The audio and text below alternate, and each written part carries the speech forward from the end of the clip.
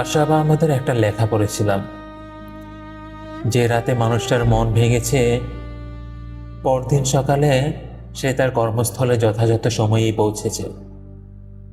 বাড়ি ফিরে চূর্ণ বিচূর্ণ হৃদয়ের দিকে তাকিয়ে সে চোখে পানি ফেলেছে সদ্য জন্ম নেওয়া শিশুর মতো। তাকে থামাতে কারো এগিয়ে আসতে হয়নি।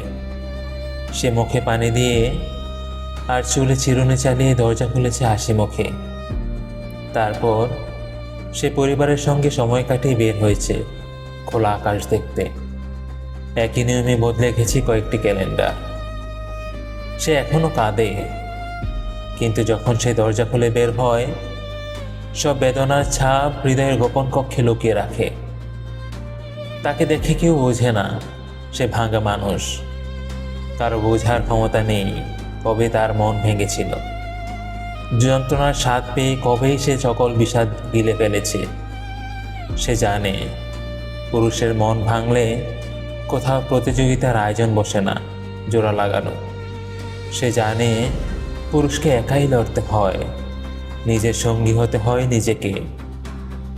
দায়িত্ব যখন কাঁধে থাকে, হৃদয় ভাঙার কথা বলতে যখন লজ্জায় মাথা নুয়ে আসে, তখন বেঁচে থাকতে হয় আরবের সেই বয়স্ক বোবা ওটের মতো। ওজন বইতে বইতে যখন চোখ বেয়ে পানি পড়ে, তখনও সে চুপ, হাড় ভাঙা যন্ত্রণার কথা বলতে পারে না।